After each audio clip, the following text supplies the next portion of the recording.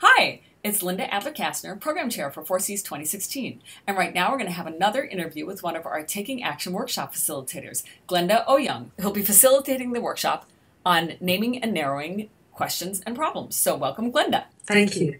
You're so welcome. So why don't you tell us a little bit about yourself to begin? I'm the Executive Director of the Human Systems Dynamics Institute, which uses complexity to help people deal with human systems. Maybe you could start by talking a little bit about what brought you to this work and what makes you passionate about it.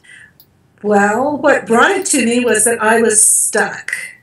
So I was working with clients in an economic situation in a community where things were changing really quickly and I couldn't predict them, couldn't influence them, couldn't control them, and I didn't know what to do. And so I started reading and looking for ways to understand things that I couldn't predict and control. Because most of the ways we talk about understanding, it's about how do we predict and how do we control them.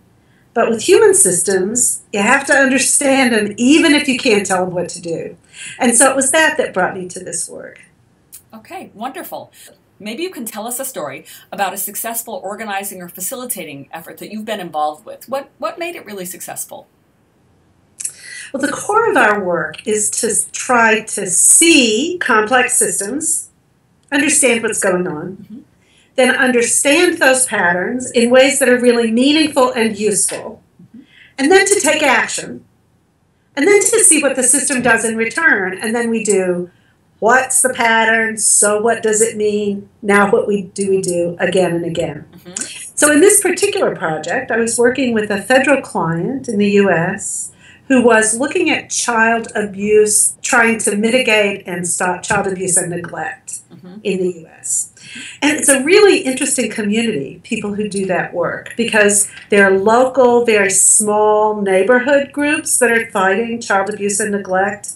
Then there are larger municipal or statewide or city ones. There are ones regionally and nationally. There are ones that are focused on parents, and others are focused on schools, and others are focused on childhood bullying and all different kinds of things.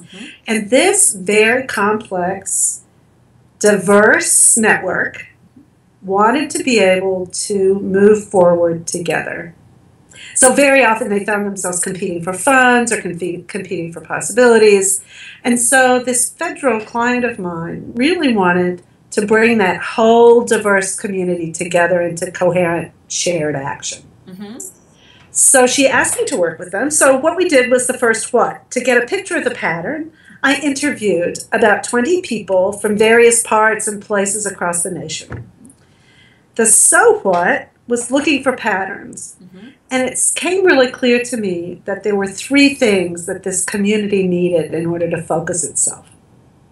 One was that it needed some kind of a shared vision that they could hold together. Though everyone I talked to said, we need a shared vision, but we're so diverse, we'll never be able to get a shared vision. So we created, with the help of 350 people in a day and a half, created a video vision that captured for them in few words and fabulous pictures what it was that they were looking for in a vision. So that was the first thing. The second thing we saw was that they needed real work to do. And so we found local projects that needed to be scaled up and then opened a conversation about those projects nationwide. And the third thing that we did was to say that they needed local relationships. So even though it was a national movement, the local relationships were really important. And so we made an opportunity for people to meet their local colleagues, even though they worked in different ways in different places, to have really geographically tight connections. And those conditions allowed that really diverse group to come together.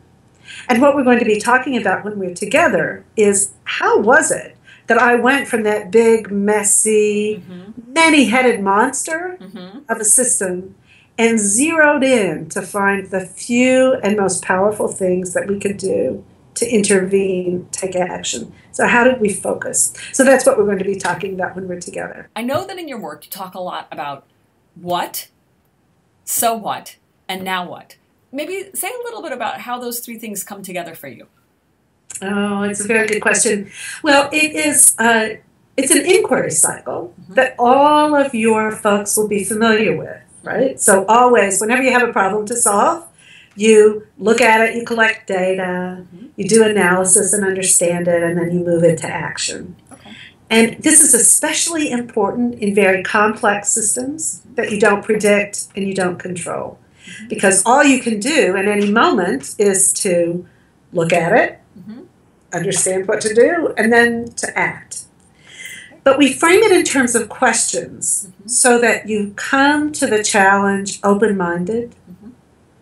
So if you say, what is happening? Then you engage really openly with whatever the message you're looking at.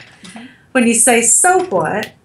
It gives you a pause to reflect and to think about what it is you see. And finally, now what? Moves you into action. Because it doesn't really matter how you see and understand a challenge. If you can't find a reasonable way to act, then you're stuck.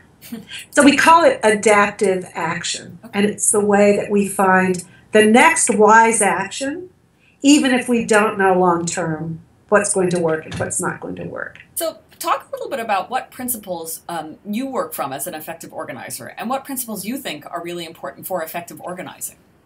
There are 3 principles that I think are most important, and they sound simple, but I promise they're challenging, but they're simple. So the first one is, remember that there are lots of perspectives.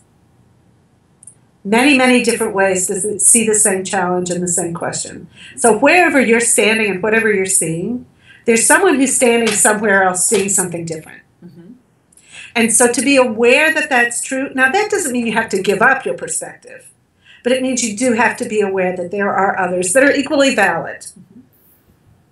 The second thing is to focus on the difference that makes a difference. When you're in a complex system and there are a lot of things going on, there are many things that can distract you, lots of differences that may or may not be relevant. You can feel like you're in a sandstorm of difference. But if you ask yourself and your colleagues, what's the difference that makes a difference? Then you can focus in and take action in a way that shifts the system. And then the third thing has to do with how you engage, and that is to stay in inquiry. We say turn judgment into inquiry. So if you feel yourself having a judgment, turn it into a question, because it's your judgments that have you stuck, and it's your questions that will move you forward. So those are the 3 things: multiple perspectives, the difference that makes a difference, and standing in inquiry. And we'll be practicing all of those in the workshop. What kinds of things can people expect from your workshop? Well, what I hope is that people bring very specific challenges to the workshop. And what we're going to do is to spend most of our time not in theory or talking about how things are supposed to work, but I'll introduce a tool. People will practice it on their own issues.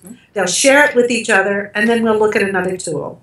So it will be a process of engaging yourself with your issue and watching others engage with their issues, which is also a really good way to learn. So my hope is that when people leave, they have a more refined, crystalline understanding of the challenge they're facing and the willingness to stand in inquiry in case it needs to change. Is there anything that you'd like folks to know or think about in advance, things you'd like them to bring with them to the session? Yes, what would be very helpful is if they would begin looking and thinking about the challenge they're going to face and to write 3 sentences. Now, I know this will be really interesting for your group because you're such writers. So write 3 sentences that capture what the issue is and come into the room with those 3 sentences. Okay. And you won't be surprised that even in writing those 3 sentences, the focus will begin to shape. Okay. So that's homework. Okay, wonderful. And is there anything else that you'd like folks to know about your session in advance or, before we come to 4Cs 2016? One of the things that's most exciting to me is the way that all the workshops are going to work together. So each one has a different focus, But altogether, they build a kind of practice of change that I think will be really, really helpful.